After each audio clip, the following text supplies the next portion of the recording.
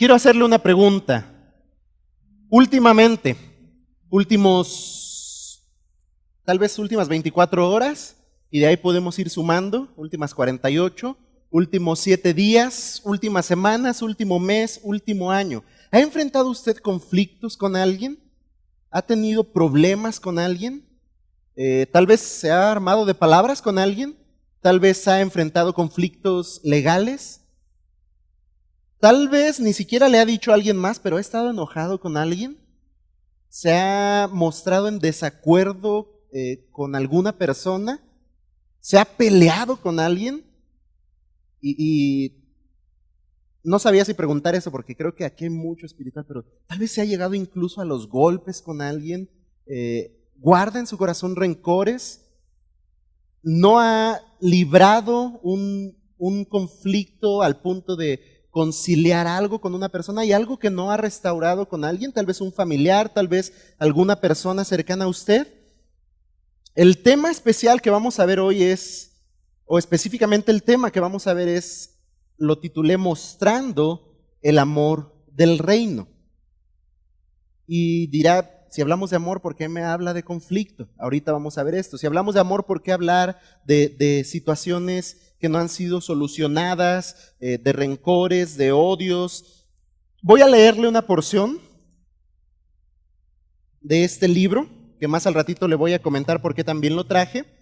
Preste mucha atención, quiero introducir de esta manera y después nos vamos a centrar en Mateo 5, 38 al 48. Son 10 versículos, así es que de repente voy a correr mucho. Sea ágil con su Biblia, a buscar si tiene que buscar, y si no, vaya haciendo anotaciones, eso puede ayudarle mucho también. La parte que quiero leer de este libro es de el capítulo, tal vez de mi capítulo favorito dentro de este libro, que se titula Cómo Dios nos perdona, o Cómo Dios nos perdonó.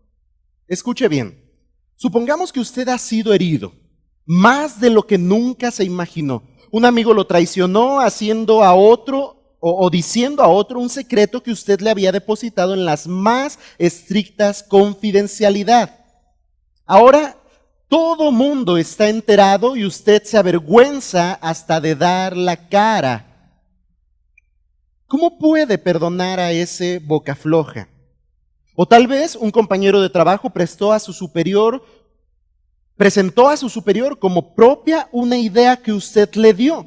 Él recibió todo el crédito y la gloria, incluso un ascenso y un aumento de salario. Ahora él ni siquiera lo ve a los ojos, pero a usted no le importa. Es más, no le interesa volver a verlo nunca más. Jamás podrá perdonarlo. Existen innumerables posibilidades de que salgamos heridos. Alguien nos mintió, extendió un falso rumor o dañó una de nuestras posesiones o se negó a creernos o escucharnos. De continuo, nuestros padres tratan de manipular nuestras vidas. Los hijos ingratos nos han avergonzado al repudiar todo lo que es importante para nosotros. Nuestro hermano se apoderó de la herencia familiar dejándonos en la calle. Nuestro cónyuge ha abusado tanto de nosotros que ya casi no nos queda autoestima. Un mal llamado amigo nos engañó con nuestra esposa.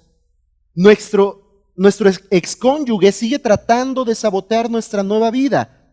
Un pastor ha fallado al no apoyarnos cuando más lo necesitábamos. ¿Cómo podemos perdonarlos? Hay cosas que afectan nuestras relaciones tan profunda o adversamente como un espíritu. Repito este párrafo. Hay pocas cosas que afectan nuestras relaciones tan profunda o adversamente como un espíritu que no perdona. Guardar algo contra alguien tiende a dominar nuestra vida. Puede que ni siquiera nos demos cuenta de ello. Pensamos que ya lo hemos resuelto, pero todo el tiempo ha estado carcomiéndonos, afectando nuestra disposición, nuestra salud y sin duda afectando la forma en que tratamos a quien nos ha ofendido. Esto puede manifestarse en pequeños detalles, como voltear la mirada cuando pasa por nuestro lado, negarnos a sonreírles o afectando una gran frialdad en la voz O pueden ser detalles más grandes, como el enojo o la murmuración maliciosa. Pero el resentimiento siempre está presente, extinguiendo el calor e intimidad que deseamos disfrutar con la gente que nos rodea. Permanezca un poco con esto en su mente mientras dirijo mi oración a Dios, pidiéndote, Dios, que esta tarde puedas tú hablar a nuestros corazones. Sin duda alguna, tu palabra es viva, es verdadera, es eficaz a nuestras vidas y rogamos que así sea en cada uno de nosotros, que en cada uno de mis hermanos, así como a tu servidor le has hablado, puedas hacer entendido, claramente entendido de tu palabra y que tu nombre sea glorificado por nuestra obediencia. A ti damos gloria y honra por lo que habremos de leer, lo que de ti habremos de escuchar. A ti damos gloria y honra por lo que tú harás en nosotros. Por Cristo Jesús. Amén. Muy bien. Déjeme poner un apoyo aquí de tiempo y nos vamos corriendo. ¿Ya está en Mateo 5:38? Recuerda la pregunta que le hice al iniciar. ¿Ha tenido en último tiempo algún tipo de conflicto? ¿Algo que no ha resuelto? ¿Algo que ha estado lastimando sus relaciones? Tal vez pregunto más concretamente, ¿entre nosotros habrá alguien que tenga un ser imperdonable? ¿Una situación irremediable a nuestro parecer? ¿Imperdonable incluso? Espero no sea así. Si lo es así, espero también podamos encontrar en Dios hoy una respuesta adecuada para nuestros corazones. Mateo 5:38 al 48. No voy a leerlo todo para poder ir avanzando por las porciones que vayamos a estudiar. Vamos a enfatizar 3 aspectos. ¿Cómo podemos mostrar el amor del reino? Aquellos que somos parte del reino de Dios, ¿cómo podemos o cómo debemos mostrar el amor del reino? Y el primer aspecto que quiero mostrarles en esta porción bíblica es que mostramos el amor del reino en la respuesta a la ofensa. Manifestamos el amor del reino de Dios en la manera en la que respondemos a las ofensas, sea cual sea, pequeña, mediana o grande. En la manera que respondemos a una ofensa, manifestamos el amor del reino, mostramos el amor del reino o no lo mostramos. Primer versículo, 38 del capítulo 5. Como lo hemos venido ya notando en este sermón, comienza Jesús abriendo una idea, presentando una porción de la ley entregada a Moisés. Y en este caso dice, oíste que fue dicho, ojo por ojo y diente por diente. Esta es una porción bíblica usada aún hasta por alguien que no es bíblico. Es una porción de la Escritura traída a la mente y a uso de muchas personas, aun cuando no sean creyentes. ¿Sabía esto? Tal vez lo he escuchado por ahí. Ojo por ojo, diente por diente. Y casi como en el caso de esta porción, siempre mal empleado, siempre mal usado, mal interpretado y mal aplicado a la vida. Oíste que fue dicho, ojo por ojo y diente por diente. Pregunto antes de avanzar más. Tengo muchas preguntas. ¿Cómo respondemos a las ofensas? Pregúntese usted mismo, ¿cómo respondo regularmente a las ofensas? Espero la respuesta no sea si me buscan, me encuentran. ¿Cómo respondemos a las ofensas? ¿Cómo respondemos cuando alguien nos hace daño? Parece ser lo mismo, pero no necesariamente.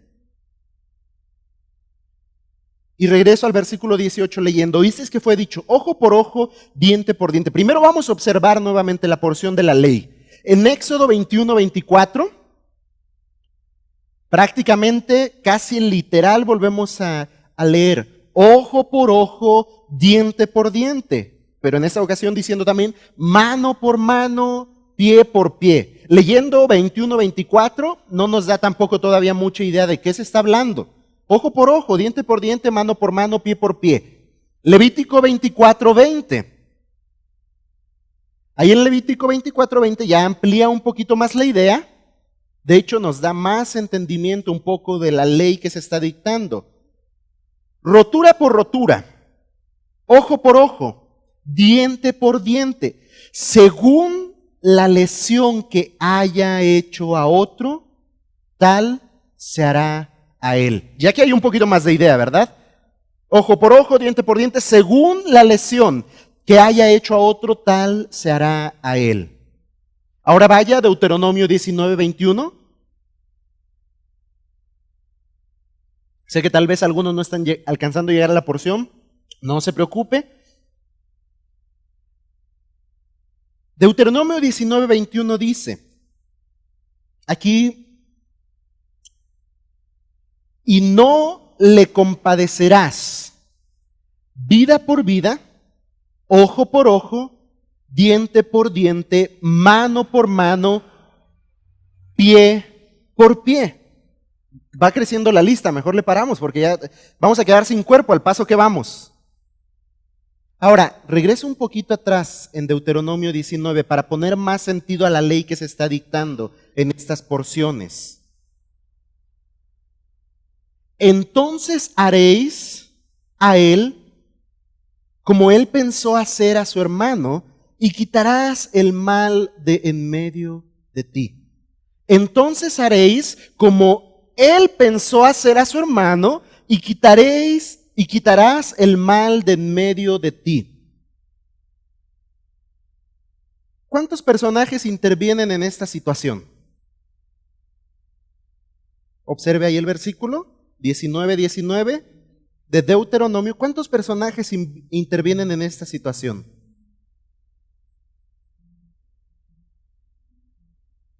Ajá.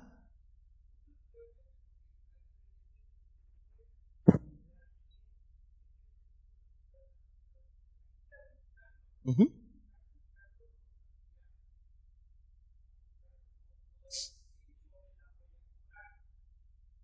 Uh-huh. Cuando tenga una duda sobre un pasaje, vaya al hermano Cuauhtémoc. Ya se me adelantó un poquito. El 18 habla de que no está presentando, versículo 19, dos personajes. ¿Por qué hablo de dos personajes? Porque cuando leemos ojo por ojo, diente por diente, lo que regularmente se llega a interpretar es que el que fue agraviado, que el que fue dañado, tiene la capacidad y todo el derecho de responder ojo por ojo, diente por diente. Pero no es lo que dicta la ley. ¿Por qué? Porque el versículo 18 de Deuteronomio 19 está mostrando que esta intervención, este juicio ejercido para el bien de aquel que ha sido agraviado, que aquel que ha sido dañado, es por intervención de un tercero que nada tiene que ver con el conflicto y que es usado precisamente para poder encontrar una resolución en este. Ese es el principio bíblico en cuanto a resolución de conflictos. No vamos a enfocarnos plenamente en resolución de conflictos hoy, por eso traigo algunas tareas y consejos que darle. Pero quería hacer observar esto porque está diciendo entonces haréis. Se está refiriendo a quien se refirió en el versículo 18, aquel que está encargado de hacer valer esta ley. Haréis a él, al agresor, al ofensor, como él pensó hacer a su hermano, al ofendido. ¿Sí? Mínimo 3 personajes, después interviene el pueblo y el bien que hay en no permitir que se vuelva esta infracción en un conflicto mayor y lastime al pueblo. Y quitarás el mal de en medio de ti. Este que juzga, este que tiene facultad, este que recibe autoridad para intervenir en ese conflicto, tiene la finalidad de mediar la situación entre el pueblo. ¿Va bien hasta aquí? Esta es la ley. En resumidas, esto es lo que dice la ley. No está diciendo, ¿te lastimaron? ¿Te ofendieron? Pues aplícala. Ojo por ojo, diente por diente. No está diciendo que el agraviado tiene la oportunidad, vamos a una palabra que a veces, aún no gustándonos mucho, usamos demasiado. ¿Qué es lo que la ley está dictando en este tema? ¿Venganza? En ninguna manera. La ley no está diciendo, paga como te hagan. La ley no está diciendo, te sacó el ojo, sácale el ojo. Te sacó la lengua, también sácale la lengua. Te torció la boca, también tuércele la boca. No te saludó, tampoco lo saludes para la siguiente. No es lo que la ley está dictando. Lo que la ley enmarca es que un juez, no el afectado, aplicará una medida de juicio de acuerdo al daño hecho. ¿Existen leyes como estas hoy en nuestra nación para mediar este tipo de situaciones? Sí. Más adelante espero podamos hablar un poquito de esto. Lo que merece por lo que hizo. Pague por lo que hizo. Pero ¿quién busca que esto sea cumplido? Ya hablamos acerca de un juez, de los ancianos que están interviniendo en esto. En la ley dada en el Antiguo Testamento, el castigo se mide conforme a la infracción, pero no para dar lugar a la venganza. Hablamos con los varones el día viernes de posiblemente echar fútbol o algún deporte alguno de estos días. Y después de leer ojo por ojo, diente por diente, no vaya a ser espinilla por espinilla y tirar patadas al por mayor. Muchas veces esta es nuestra reacción al conflicto, esta es nuestra reacción a la ofensa. Me haces, te hago, me dices, te digo, me gritas, yo también te grito. Tú también sabes gritar, yo también sé gritar.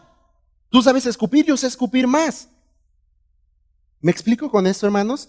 Pero lo que la ley está dictando no es la oportunidad de que cada uno por sí mismo cobre venganza de lo que se le ha hecho. Ojo por ojo, diente por diente, se le llama lex talionis, la ley del talión o la ley de la retribución. Esta fue dada específicamente para proteger al inocente y garantizar que la retribución no rebasara la ofensa. Póngase usted en la condición del ofensor y lo llevan ante el tribunal. O primero, no le llevan ante el tribunal, usted es el ofensor. Cada uno de nosotros somos ofensores. Y aquel a quien ofendimos decide ejercer justicia por la falta que se le ha cometido. Y nosotros le robamos 10 pesos. Pero a la hora de él ejercer su justicia, nos tumba 50 de la cartera. ¿Se ejerció justicia? Ahora usted se siente ofendido, ¿verdad? Precisamente esto es lo que esta ley buscaba regular, que no se pasara más allá, que se excediera por la ofensa que habría de recibir una retribución correcta. Fue dada entonces para proteger al inocente y garantizar que la retribución no rebasara esa ofensa. Si le sacó un ojo, no le podía sacar 2, correspondía a 1. ¿Vamos bien aquí?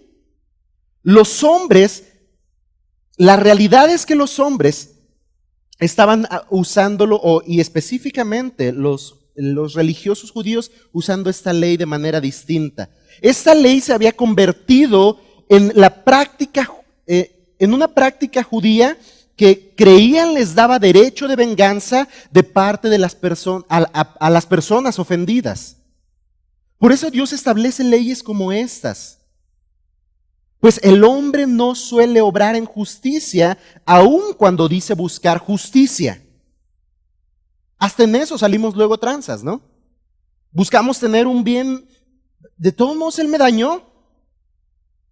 Y justificamos nuestra supuesta justicia, aun cuando estamos pasando por alto también los derechos de otro. Los hombres estaban ejerciendo su propia justicia y su respuesta ante una ofensa, estamos hablando acerca de la respuesta de la ofensa, su respuesta ante una ofensa era de venganza. No necesariamente que se hiciera lo justo. Estaban bravos, estaban, como decimos aquí los mexicanos, estaban ardillas. Estaban sentidos, estaban dolidos, estaban guardando algo en su corazón y en el supuesto cumplimiento de la ley, ojo por ojo, diente por diente, la dejaban aplicar conforme a su supuesta justicia y terminaban no haciendo más que un acto de venganza. En el supuesto de pagar al otro conforme a lo que había hecho. Pero ¿qué dicen las Escrituras? Eso es lo que cobra relevancia para nosotros, ¿verdad? ¿Qué dicen las Escrituras con respecto a esto? Levítico 19:18.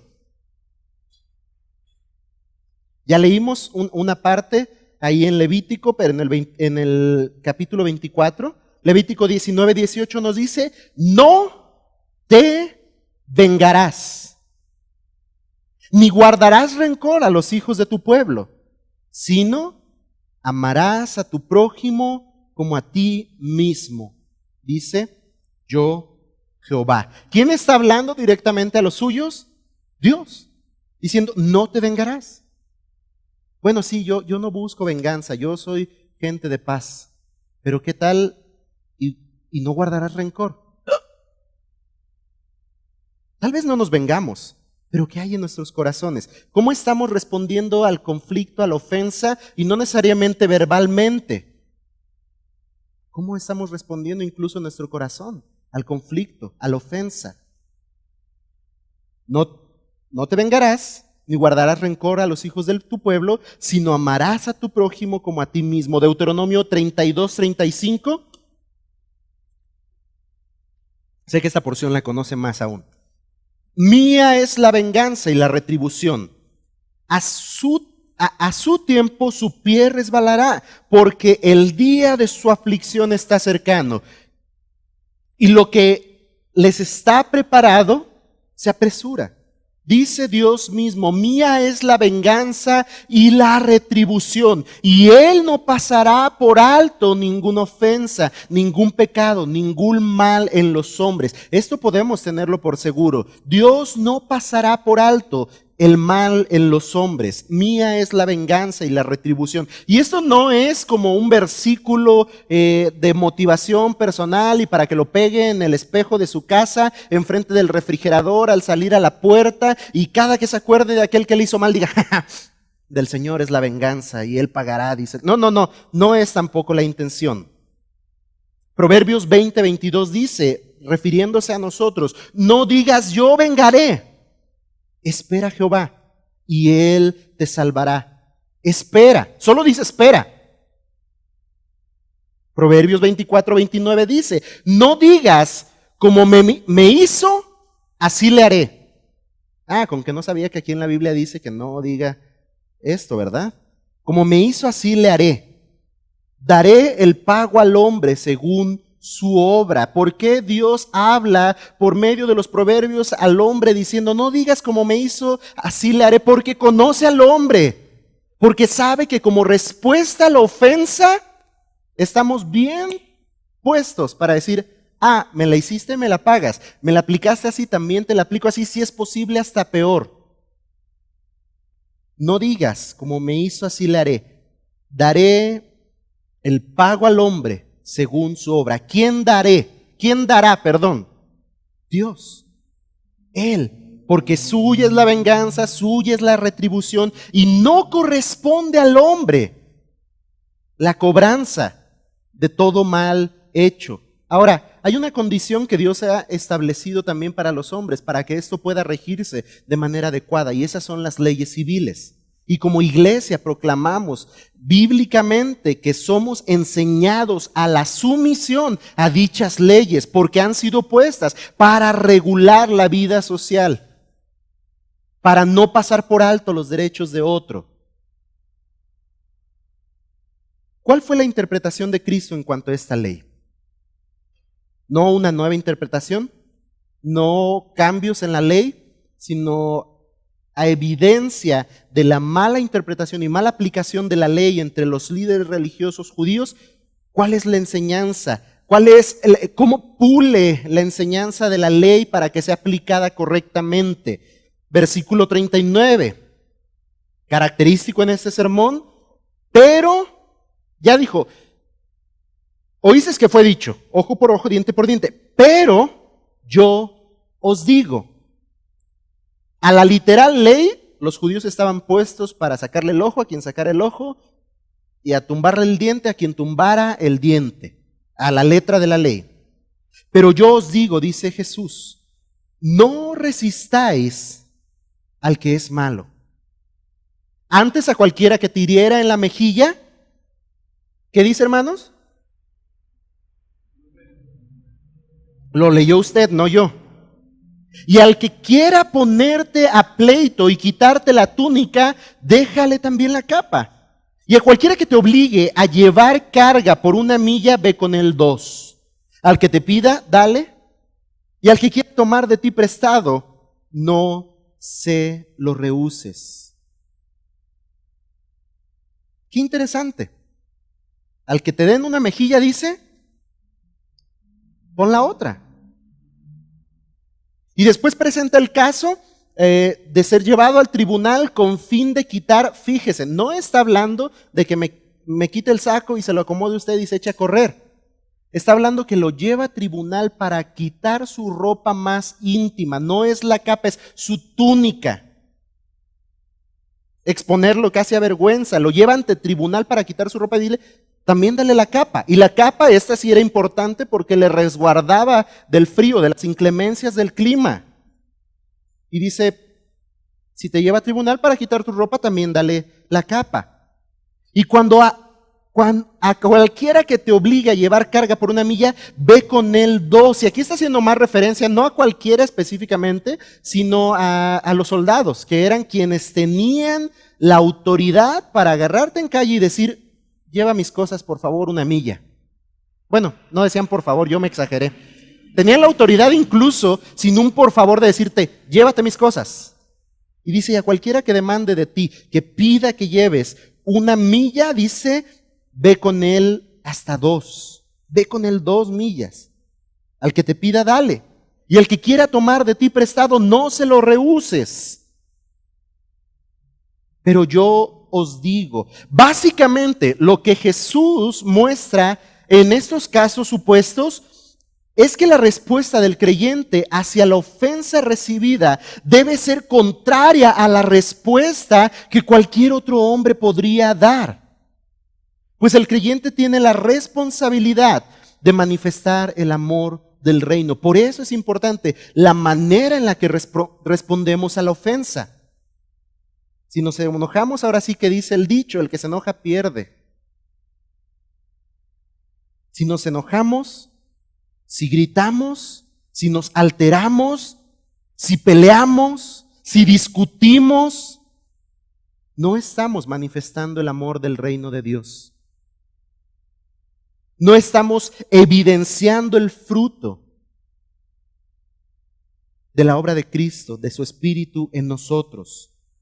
Pues el creyente tiene la responsabilidad de manifestar el amor del reino de Dios. Cuando hablamos del amor de Dios, cuando predicamos de una iglesia que cree en el abundante y grandioso amor de Dios, es increíble para las personas cuando de nosotros no ven ese amor manifiesto.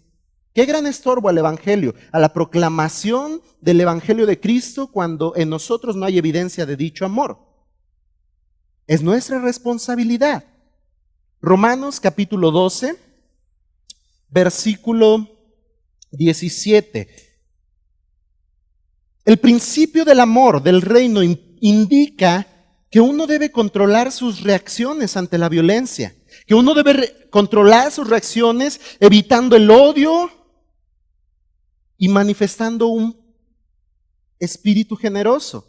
Pudiéramos resumir de esta manera las supuestas situaciones que presenta ahí Jesús. ¿Cómo reacciona ante la violencia? Evitando el odio, manifestando un espíritu generoso. Romanos 12, versículos 17 al 21 nos dice, no paguéis a nadie mal por mal. Procurad lo bueno delante de ¿quién? De todos los hombres. Sonaría más bonito que dijera de la iglesia, ¿verdad? De nuestros hermanos queridos, de todos los hombres. Si es posible, en cuanto dependa de vosotros, estad. Aquí hay un paréntesis de descanso, ¿verdad? En cuanto dependa de vosotros, estad en paz con todos los hombres. Pero es que yo ya fui, yo ya le dije, casi hasta me linqué y nomás no quiere. Pues ni modo.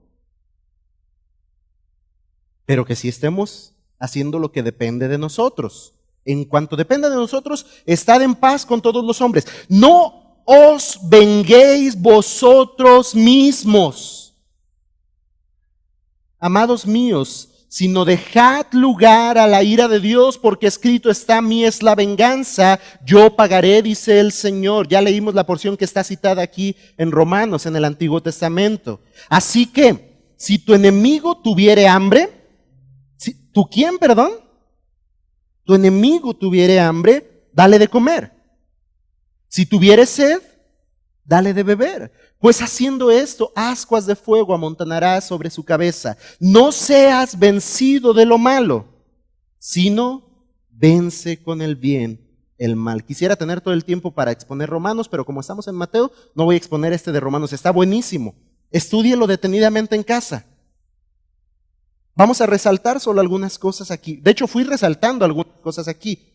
No debemos guardar rencor, ni tomarnos la justicia en nuestra mano, ni tratar de ponernos al mismo nivel de los que se portan con nosotros ásperamente. Pongamos un ejemplo de un conflicto en casa. Se enoja la esposa porque le ensuciamos algo, porque le rompimos algo, y nos alza un poquitito la voz, nomás poquito.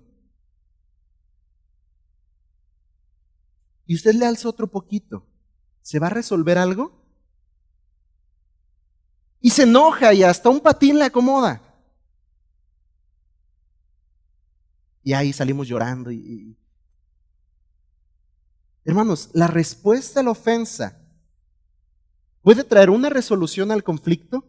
La respuesta a la ofensa puede traer paz en la situación, armonía en el entorno en el que estamos.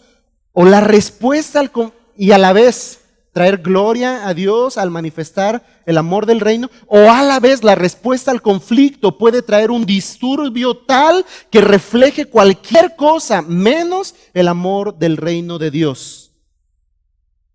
Por eso no debemos guardar rencor, no podemos tomar justicia en nuestras manos, ni tratar de ponernos al mismo nivel de los que se portan con nosotros ásperamente, sino que hemos de ir más lejos, perdonándoles de corazón.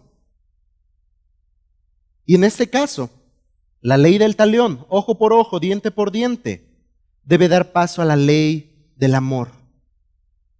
¿Cuál fue la respuesta de Cristo para con la ofensa del mundo? Dice Romanos 5, versículos 6 y 7, porque Cristo, cuando aún éramos débiles a su tiempo, murió por los impíos. Esa es la respuesta de Cristo ante el ofensor. Y Él es el ofendido. Aun cuando éramos débiles a su tiempo, Él murió por el ofensor. Ciertamente apenas morirá alguno por un justo, con todo pudiera ser que alguno osara morir por el bueno. Y coloque esta situación en la cual hace ver que nadie haría esto. ¡Qué loca idea!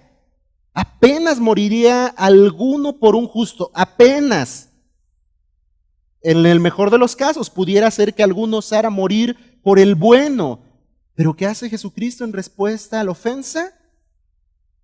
Ocupa el lugar del ofensor, pagando el precio por el ofensor, cargando la culpa del ofensor.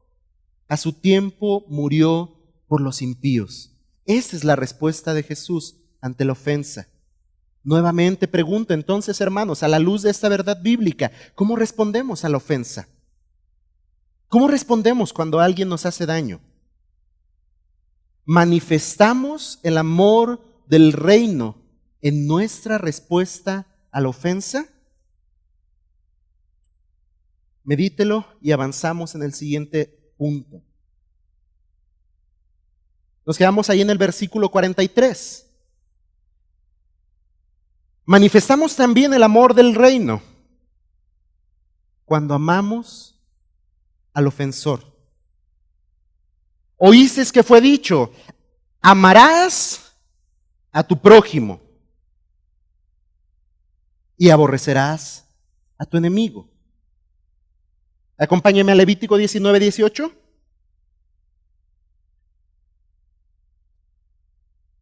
Amarás, dice Mateo, a tu prójimo y aborrecerás a tu enemigo.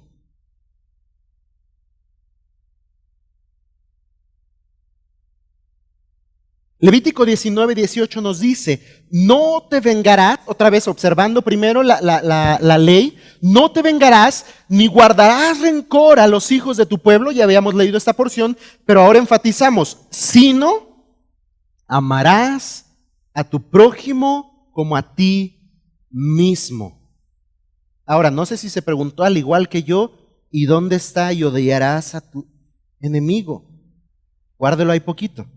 Amarás a tu prójimo, esta es la ley, este es el mandato. Amarás a tu prójimo como a ti mismo. Ahora pregunto, ¿quién es el prójimo?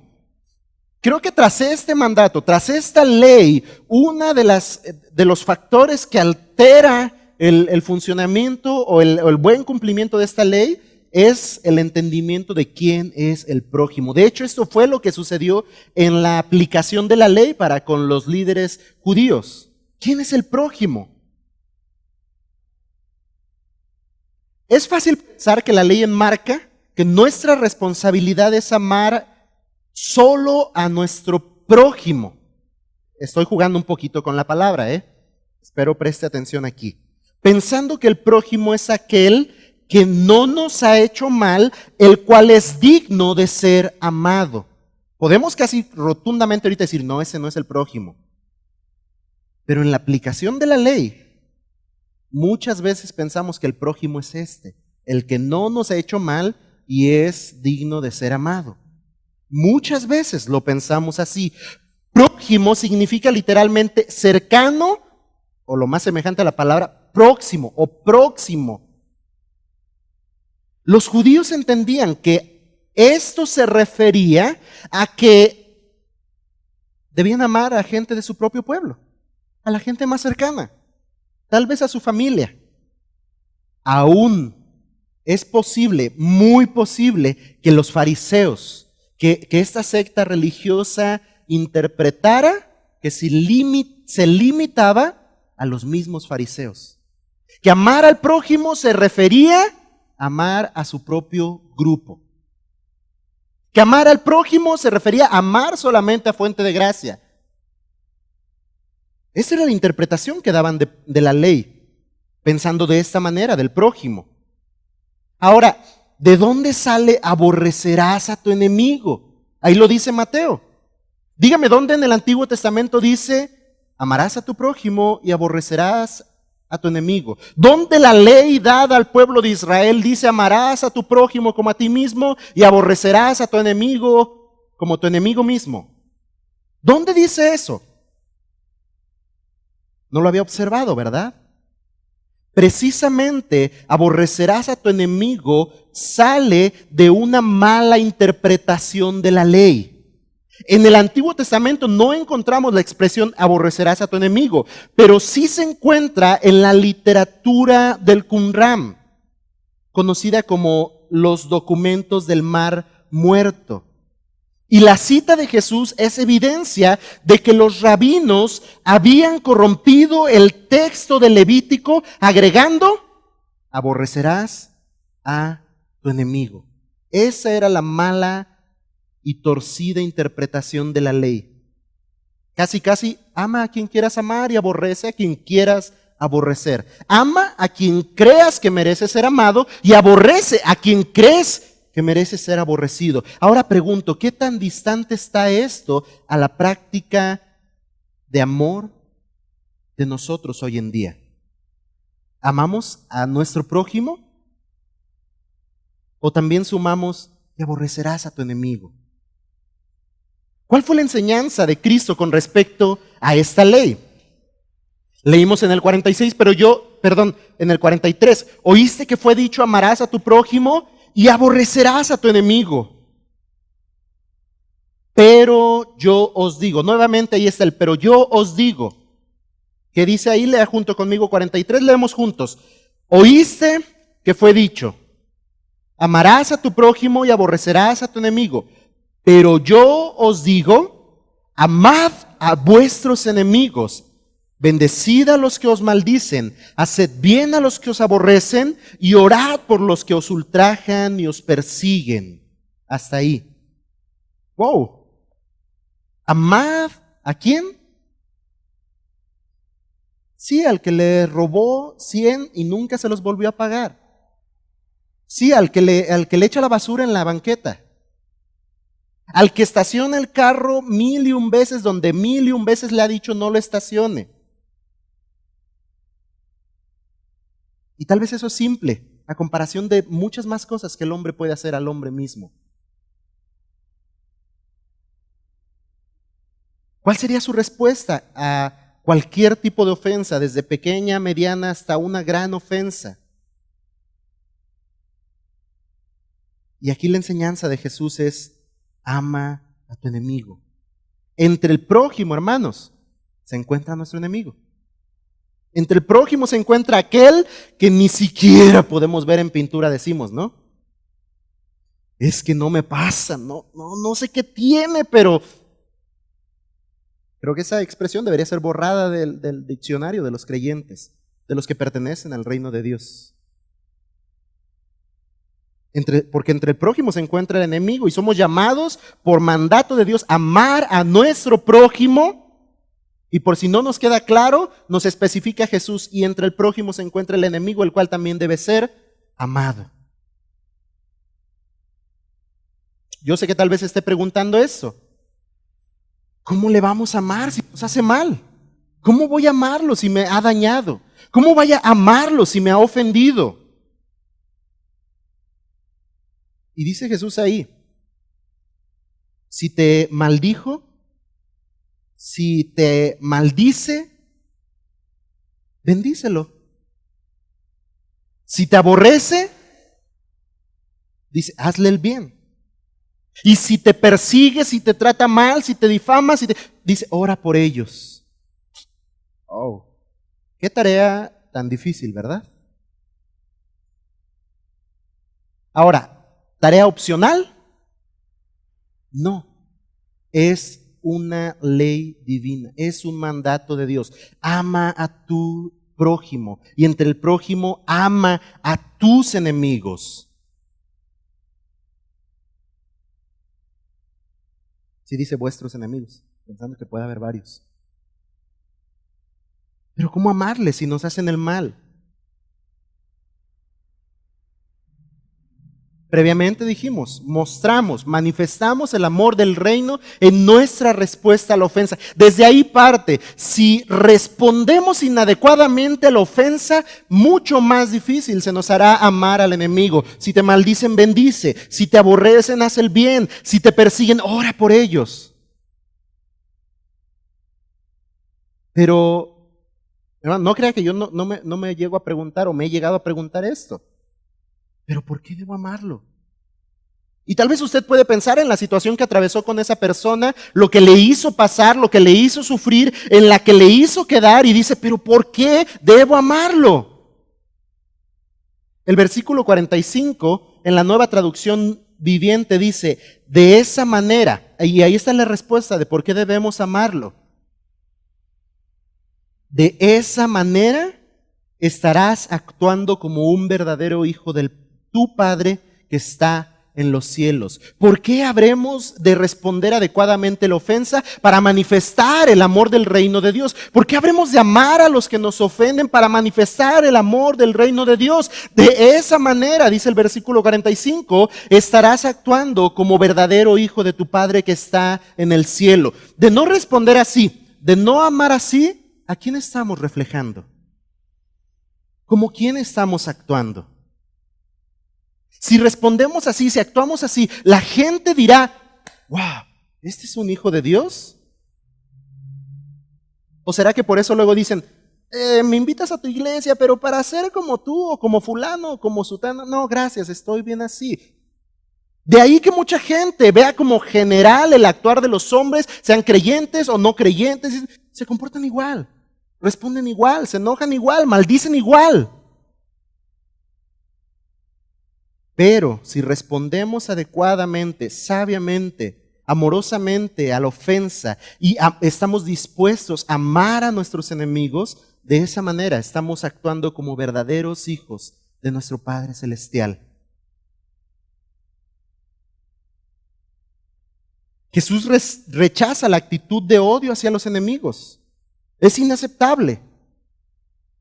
Y la rechaza indicando que si somos hijos de Dios, como dice el versículo 45, vale la pena leer Reina Valera 60 porque dice, para que seáis hijos de vuestro Padre que está en los cielos. Quise leer Nueva Traducción Viviente porque en Reina Valera, como está ahí tal cual y como leemos, pudiéramos interpretar que si obedecemos, que si hacemos, que si amamos, que si no respondemos inadecuadamente al conflicto, somos merecedores de ser hijos de Dios, y no es lo que está diciendo el pasaje, sino que como hijos de Dios, esta debe ser nuestra respuesta, sino que como hijos de Dios, así debemos amar.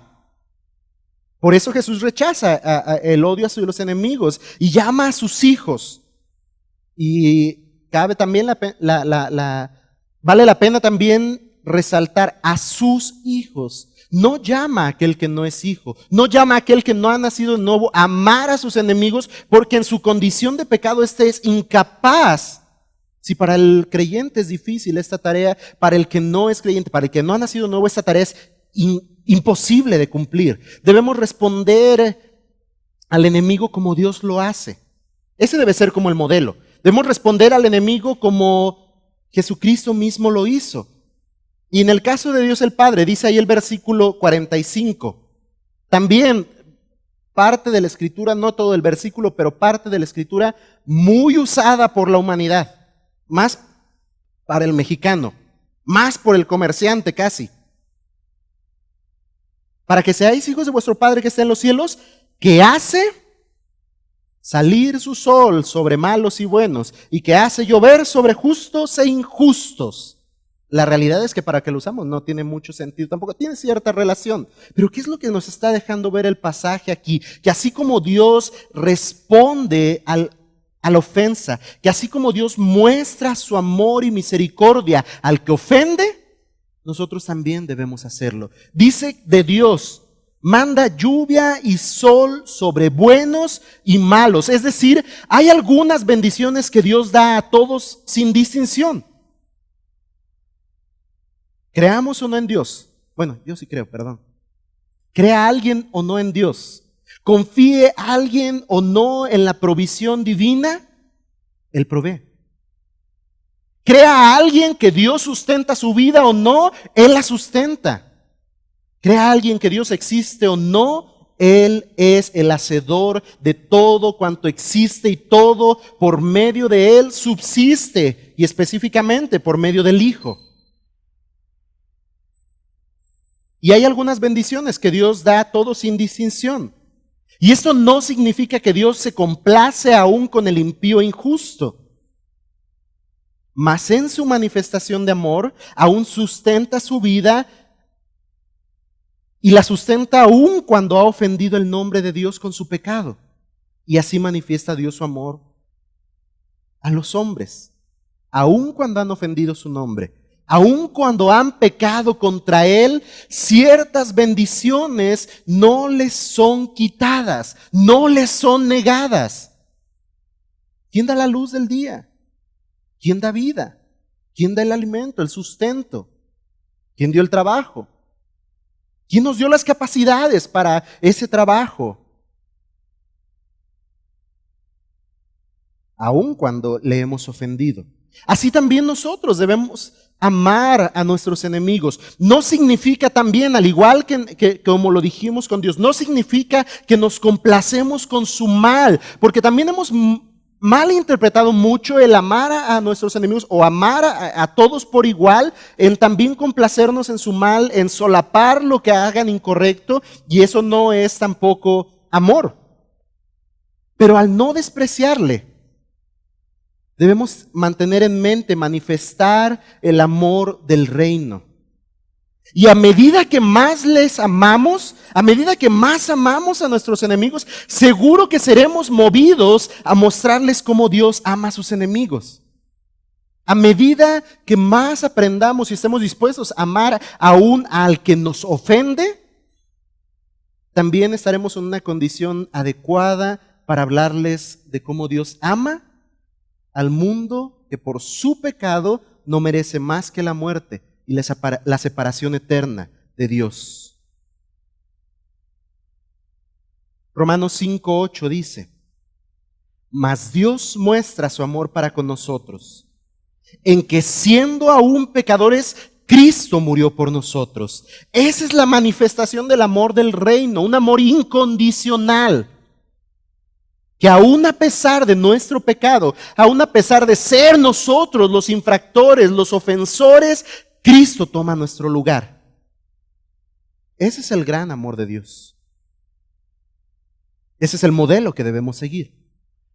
Tito en el capítulo 3, versículos 4 y 5 dice: pero cuando se manifestó la bondad de Dios nuestro Salvador y su amor para con los hombres, nos salvó. No por obras de justicia que nosotros hubiéramos hecho, sino por su misericordia, por el lavamiento de la regeneración y por la renovación en el Espíritu Santo, cuando se manifestó la bondad de Dios y su amor para con nosotros, nos salvó. ¿Por qué? Porque nunca le ofendimos, porque siempre actuamos bien, porque nos merecíamos ese tremendo amor. No, no por obras de justicia que nosotros hubiéramos hecho, sino por su misericordia.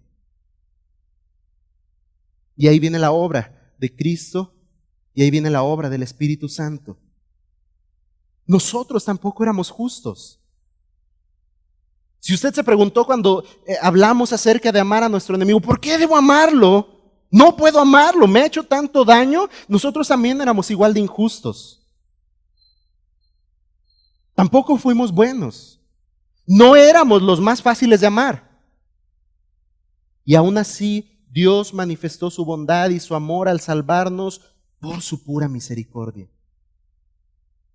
El amor que Jesús demanda de los ciudadanos del reino, el amor que el gran rey demanda de los ciudadanos del reino, es el amor que fue manifestado supremamente en la cruz.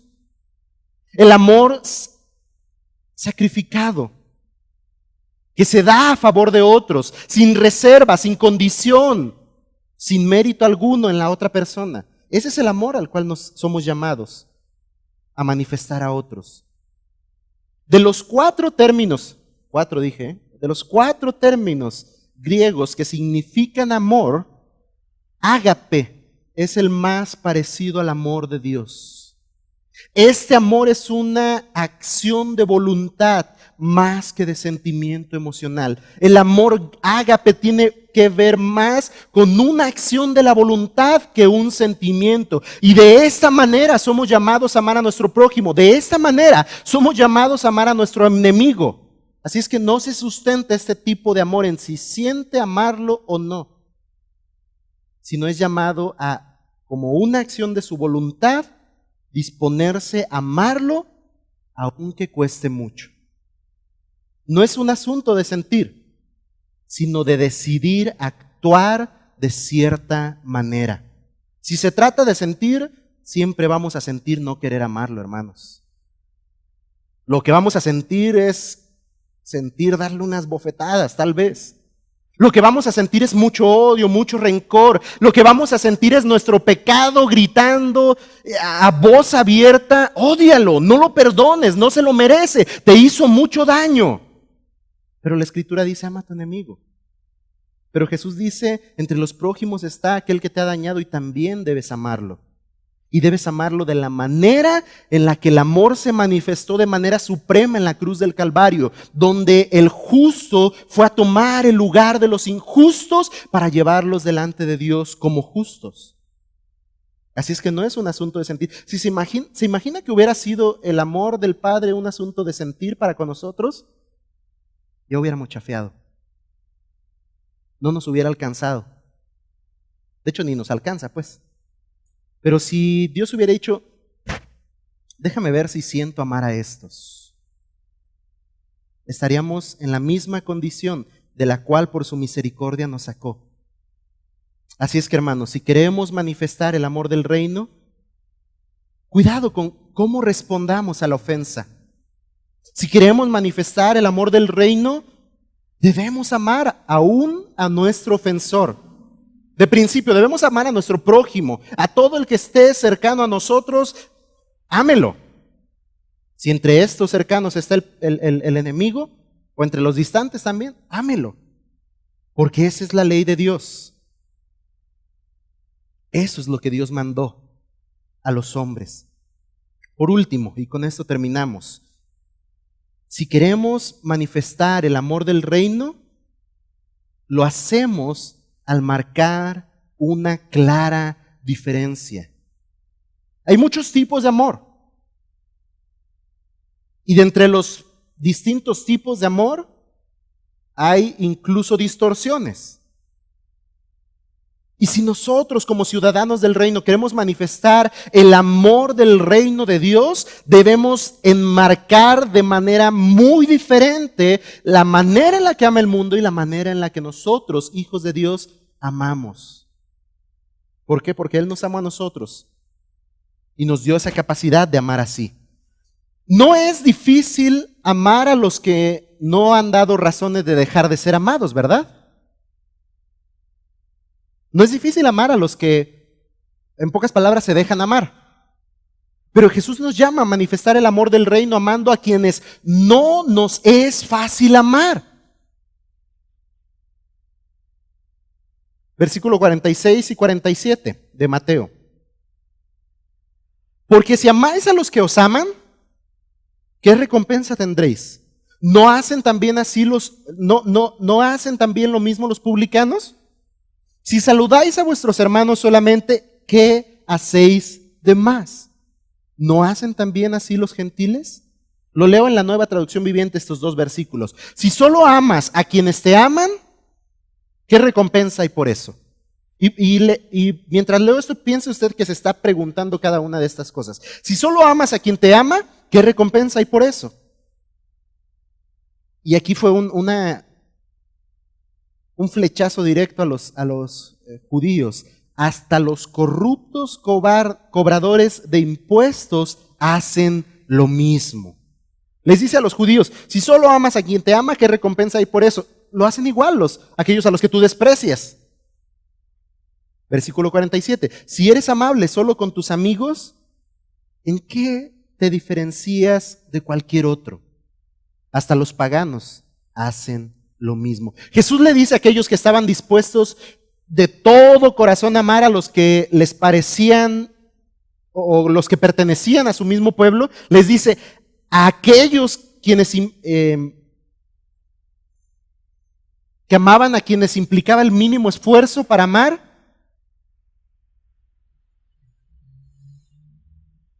que aún aquellos que consideraban sus ofensores amaban también de la misma manera que ellos. Hasta los publicanos aman como ustedes, les dice Jesús. ¿Qué hay de diferente en su manifestación de amor? Y hermanos, la pregunta para nosotros es, ¿qué hay de diferente en la manera en la que manifestamos amor a los hombres? Ellos también aman a los que creen que merecen ser amados. Ellos aman a su familia. Ellos aman a sus amigos. ¿Qué hay de diferente? Los que aman solamente a los que les aman y a los hermanos amables no son mejores que publicanos y gentiles. Es lo que Jesús les está diciendo a estos hombres. Los que aman solamente a los suyos no son mejores que los publicanos y gentiles. El amor manifiesto de los hijos de Dios para con los hombres debe ser diferente. Debe marcar diferencia entre los incrédulos. Y la pregunta, hermanos, es, ¿en qué diferencias de cualquier otro hombre? ¿Qué espera el gran rey de los ciudadanos de su reino? Versículo 48. Sed pues vosotros perfectos como vuestro Padre que está en los cielos es perfecto. ¿Qué espera el gran rey de los ciudadanos de su reino? Que seamos perfectos, que imitemos al Padre, que seamos como aquel que nos ha llamado. Es obvio, hermanos, que el asesinato, la lujuria, el odio, el fraude, la venganza no caracterizan a Dios. Es lo que hemos estado estudiando. que estas cosas no caracterizan a Dios. Él nunca rebaja sus normas para acomodarse a las de los hombres. En lugar de eso, su santidad absoluta es la norma para sus hijos. Aunque el hombre nunca alcance completamente esta norma, la persona que confía en Dios goza de la justicia de Dios para que se reproduzca en su vida.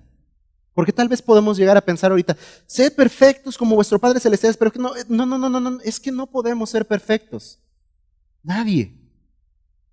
Y tras ese nadie puede ser perfecto, nos escudamos para parecernos tal y cual a aquellos que ni siquiera saben de la santidad de Dios.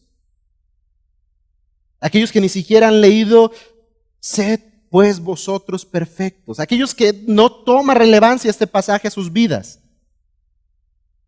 Y el hombre que pertenece al reino de Dios debe reflejar en su vida la vida del reino. Lo vimos de esta manera en las bienaventuranzas. Hablando acerca del carácter de los creyentes. Ahora, íntegramente, hermanos, la invitación hoy es, íntegramente, andemos en el Espíritu. Y no tan solo bajo rudimentos de la ley, no tan solo como los judíos religiosos, buscando cumplir la ley a la letra, aun cuando estemos faltando por muchos otros preceptos de la ley que van implicados en estos. Íntegramente andamos en el Espíritu y no solo bajo la ley, a la letra, mucho menos con leyes mal interpretadas y ejecuciones malas también. Hermanos, que así como describe Gálatas 5, que nuestras prácticas o el fruto espiritual de nuestras vidas evidencie que somos herederos del reino del gran Rey. Por último, cito Gálatas capítulo 5, versículos 18 al 25. Pero si sois guiados por el Espíritu, no estáis bajo la ley. Y manifiestas son las obras de la carne, que son adulterio, fornicación, inmundicia, lascivia, idolatría, hechicería, enemistades, pleitos, celos, iras, contiendas, disensiones, herejías, envidias, homicidios, borracheras, orgías y cosas semejantes a estas, acerca de las cuales os amonesto, como ya os lo he dicho antes, que los que practican tales cosas no heredarán el reino de Dios. En contraste con lo que hemos estado estudiando previamente en Mateo, las cualidades o las características de aquel que vive su vida en el reino de Dios son completamente contrarias a estas. Las leyes o las porciones de ley que Jesús ha estado clarificando en enseñanza a los judíos van contrarios a cada una de estas prácticas. Por eso dice que los que practican tales cosas no heredarán el reino de Dios. Mas el fruto del Espíritu, mas lo que evidencia la vida del reino es amor, gozo, paz, paciencia, benignidad, bondad, fe, mansedumbre, templanza. Contra tales cosas no hay ley. Pero los que son de Cristo han crucificado la carne con sus pasiones y deseos. Si vivimos por el Espíritu, andemos también por el Espíritu. Y cierro con dos aplicaciones o consejos prácticos para esta porción amplia que hemos estudiado. ¿Cómo responderé adecuadamente a una ofensa? ¿Cómo amaré al que me ofendió? ¿Cómo voy a marcar la diferencia con mi respuesta a la ofensa y con mi amor al ofensor? 1. Viniendo a Cristo en arrepentimiento, rindiendo a Él todos los rincones de nuestra vida para que Él pueda perdonar nuestros pecados, hacer nuevas todas las cosas y capacitarnos para poder amar de esta manera. Y capacitarnos para poder manifestar este fruto y dejar las obras de la carne a un lado. 2, si hemos creído, si hemos confiado y consideramos que hemos nacido de nuevo, andemos en el Espíritu para que su fruto sea manifiesto.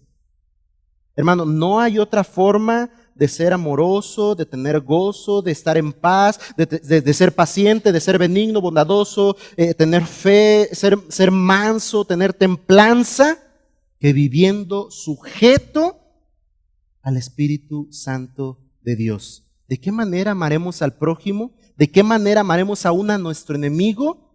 Vivamos en sujeción al Espíritu de Dios. Mientras no vivamos de esta manera, hermano, hasta la cucaracha nos va a hacer enojar cada día. Hasta la hormiga, hasta los mosquitos. ¡Ah, mugres mosquitos! ¿Cuánto más aquel que nos ofenda de manera grave? Pero si vivimos en el Espíritu, su fruto será evidente. Y aún casi le diría, sin explicarse cómo, responderá de manera distinta a la ofensa. Sin tener la respuesta clara, empezará a amar a aquel a quien creía que no podría amar nunca. Pero es necesario vivir de esta manera. En algún sentido es necesario morir a nosotros, como Jesús habló con aquel hombre en el Evangelio de Juan. Es necesario morir, es necesario nacer de nuevo. Y eso implica que el creyente se considera muerto a sí mismo y que, como Pablo puede decir, ya no vivo yo, ahora vive Cristo en mí. El que obra en mí es Cristo y evidentemente mis actos dan testimonio de Él. Hermanos, si andamos así, esta tarea, aunque difícil, no será imposible y cada vez será más fácil de cumplir.